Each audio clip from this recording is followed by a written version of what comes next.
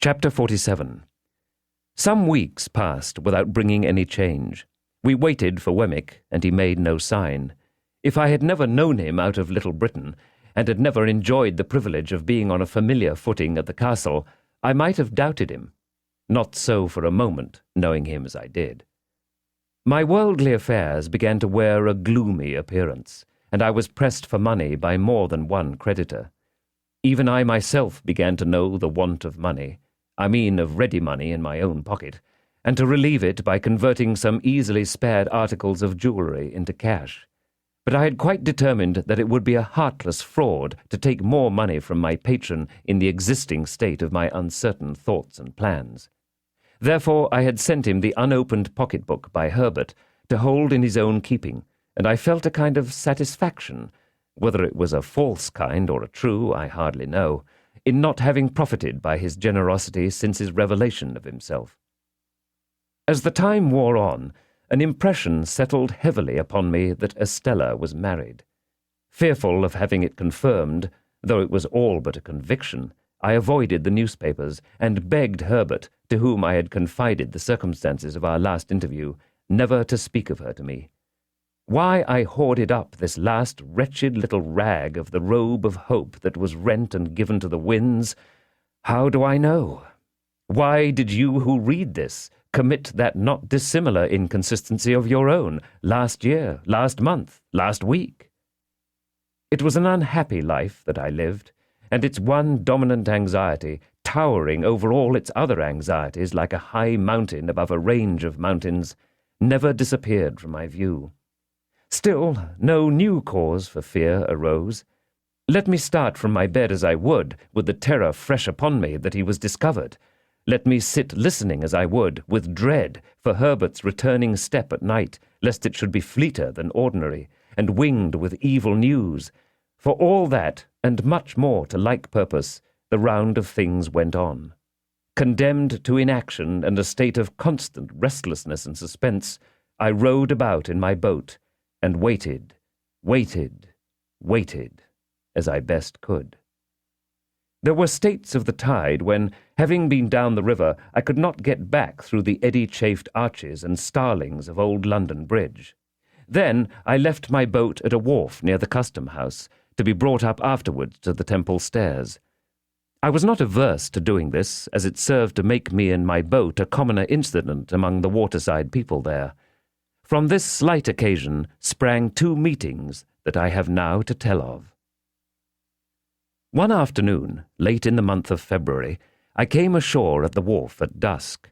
I had pulled down as far as Greenwich with the ebb tide, and had turned with the tide.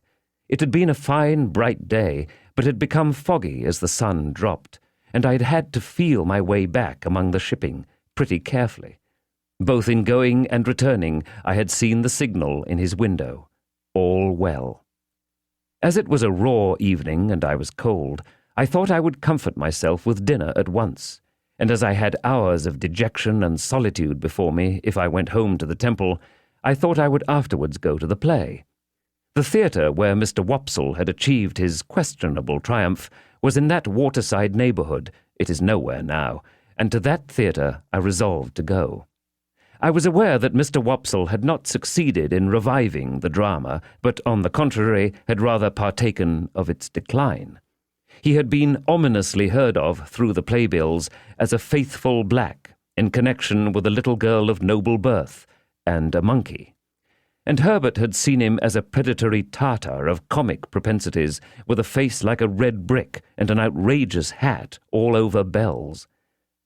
I dined at what Herbert and I used to call a geographical chop-house, where there were maps of the world in porter-pot rims on every half-yard of the tablecloths, and charts of gravy on every one of the knives.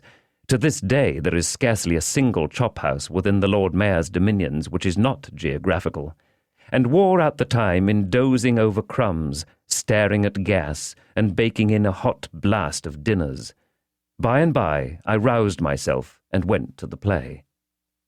There I found a virtuous boatswain in His Majesty's service, a most excellent man, though I could have wished his trousers not quite so tight in some places and not quite so loose in others, who knocked all the little men's hats over their eyes, though he was very generous and brave, and who wouldn't hear of anybody's paying taxes, though he was very patriotic.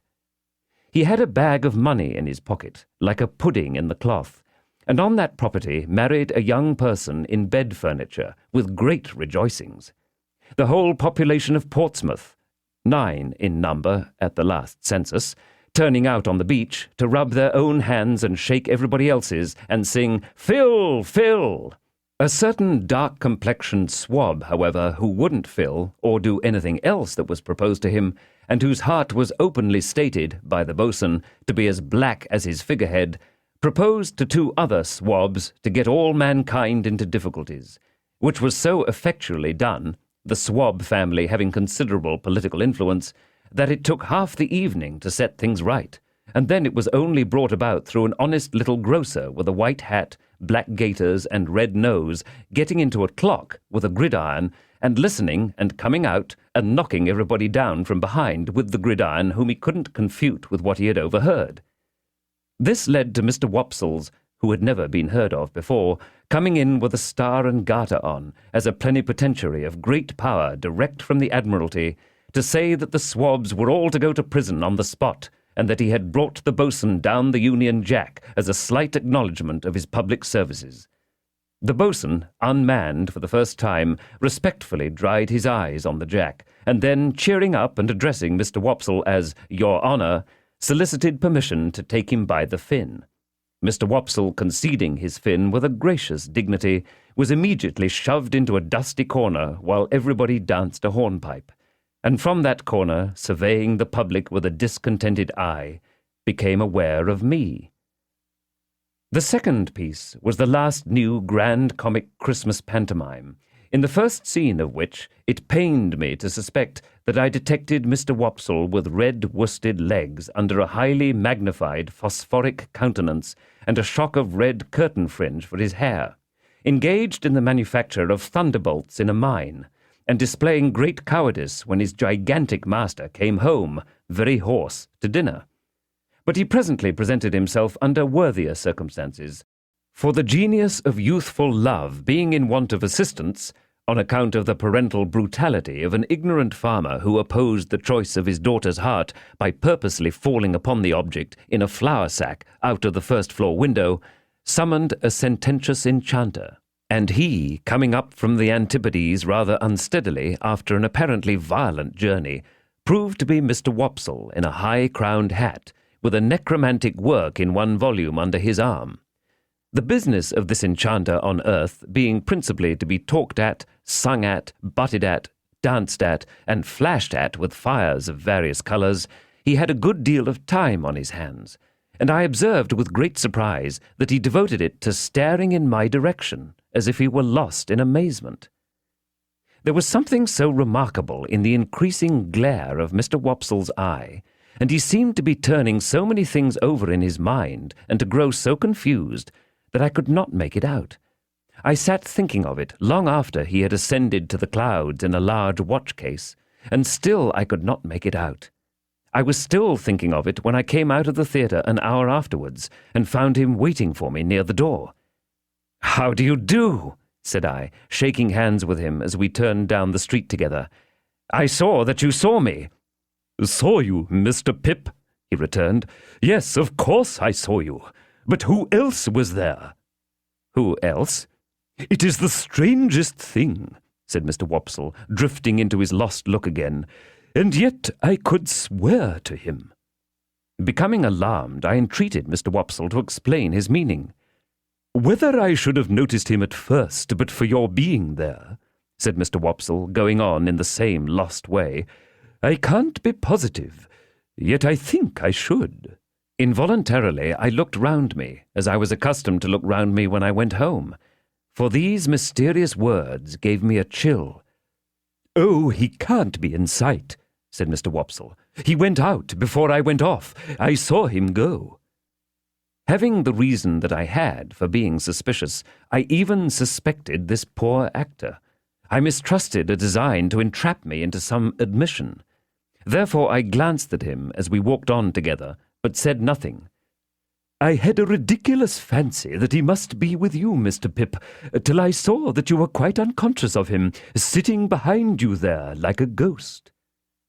My former chill crept over me again, but I was resolved not to speak yet, for it was quite consistent with his words that he might be set on to induce me to connect these references with Provis. Of course, I was perfectly sure and safe that Provis had not been there. "I dare say you wonder at me, Mr. Pip. Indeed, I see you do. But it is so very strange. You'll hardly believe what I'm going to tell you. I could hardly believe it myself if you told me." "Indeed?" said I. "No, indeed. Mr. Pip, you remember in old times a certain Christmas day, when you were quite a child, and I dined at Gargery's, and some soldiers came to the door to get a pair of handcuffs mended?" "I remember it very well."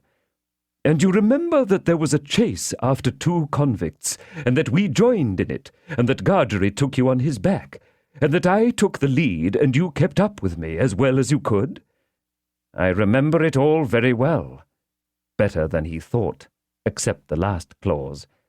"And you remember that we came up with the 2 in a ditch, and that there was a scuffle between them, and that one of them had been severely handled and much mauled about the face by the other?" "I see it all before me." "And that the soldiers lighted torches and put the 2 in the centre, and that we went on to see the last of them over the black marshes with the torchlight shining on their faces. I am particular about that, with the torchlight shining on their faces, when there was an outer ring of dark night all about us?" "Yes," said I. "I remember all that." "Then, Mr. Pip, one of those 2 prisoners sat behind you tonight. I saw him over your shoulder." Steady, I thought. I asked him then, "Which of the 2 do you suppose you saw?" "The one who had been mauled," he answered readily, "and I'll swear I saw him. The more I think of him, the more certain I am of him." "This is very curious," said I, with the best assumption I could put on of its being nothing more to me. "Very curious indeed." I cannot exaggerate the enhanced disquiet into which this conversation threw me, or the special and peculiar terror I felt at Compayson's having been behind me like a ghost. For if he had ever been out of my thoughts for a few moments together since the hiding had begun, it was in those very moments when he was closest to me. And to think that I should be so unconscious and off my guard after all my care was as if I had shut an avenue of 100 doors to keep him out and then had found him at my elbow. I could not doubt either that he was there because I was there, and that however slight an appearance of danger there might be about us, danger was always near and active. I put such questions to Mr. Wopsle as, "When did the man come in?" He could not tell me that. He saw me, and over my shoulder he saw the man. It was not until he had seen him for some time that he began to identify him, but he had from the first vaguely associated him with me, and known him as somehow belonging to me in the old village time. How was he dressed? Prosperously, but not noticeably otherwise. He thought in black. Was his face at all disfigured? No, he believed not. I believed not too, for although in my brooding state I had taken no especial notice of the people behind me, I thought it likely that a face at all disfigured would have attracted my attention. When Mr. Wopsle had imparted to me all that he could recall or I extract, and when I had treated him to a little appropriate refreshment after the fatigues of the evening, we parted. It was between 12 and 1 o'clock when I reached the temple, and the gates were shut. No one was near me when I went in and went home. Herbert had come in, and we held a very serious council by the fire. But there was nothing to be done, saving to communicate to Wemmick what I had that night found out, and to remind him that we waited for his hint. As I thought that I might compromise him if I went too often to the castle, I made this communication by letter. I wrote it before I went to bed, and went out and posted it, and again no one was near me. Herbert and I agreed that we could do nothing else but be very cautious. And we were very cautious indeed, more cautious than before, if that were possible. and I, for my part, never went near Chinks's basin except when I rode by, and then I only looked at Mill Pond Bank as I looked at anything else.